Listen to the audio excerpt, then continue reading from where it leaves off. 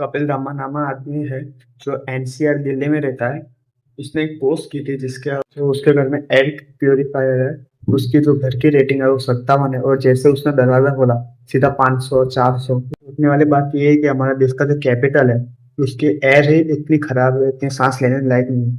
जब बाद में पार्टी की सरकार थी तब वो बोलते थे जब हरियाणा और पंजाब की साइड के जो पराली जलाते हैं उससे बहुत पोल्यूशन होता है, या फिर जो दिवाली में बहुत पटाखे फोड़ते हैं उससे बहुत पोल्यूशन होता है। तब बीजेपी बहुत क्रिटिसाइज करते थे कि भाई ऐसा सब बहाने कर रहा है। ये हरियाणा या फिर जो पंजाब है वहाँ की पराली जलाने से ये लोग रोक सकते हैं, पर ये लोग रोकते नहीं और बहाने निकालते रहते हैं। वहाँ पे ही बीजेपी की सरकार है और तो भी कुछ फर्क नहीं आया है। पहले जो स्थिति थी अभी वही है, कुछ ज्यादा खास फर्क नहीं आया है। और आई थिंक अभी जो आम आदमी पार्टी थी उससे भी बहुत खराब सिचुएशन हो गई है, और एयर की क्वालिटी और भी ज्यादा खराब हो गई है, सब कहने में ऐसे रिपोर्ट आ रही है। अब बीजेपी के पास दिल्ली में 7 एमपी है, और जो हरियाणा और यूपी में है तो पराली जलाने से बहुत पोल्यूशन होता है। वहाँ पे बीजेपी की सरकार है तो भी बीजेपी उसको रोक नहीं पा रही। इन स्टेटों में बीजेपी की सरकार होते हुए भी पराली जलाई जा रही है और पोल्यूशन हो रहा है, और भाई लोगों को उल्लू बनाया जा रहा है कि भाई दिल्ली के लोग भी बहुत बोलते थे कि भाई अगर बीजेपी आए तो भाई दिल्ली में कुछ बदलाव होगा, बदलाव आएगा। और अभी कुछ बदलाव तो दिख नहीं रहा।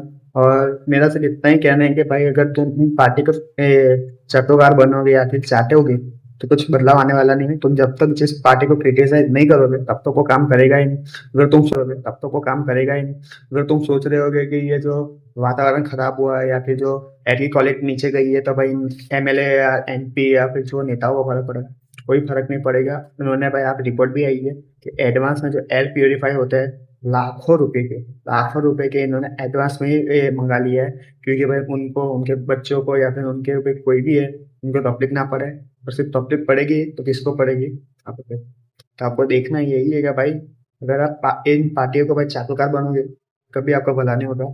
पार्टी को क्रिटिसाइज करना बहुत जरूरी है, क्योंकि भाई अगर तुम इनको अपने सर पे चढ़ाओगे देश का कुछ विकास नहीं होगा।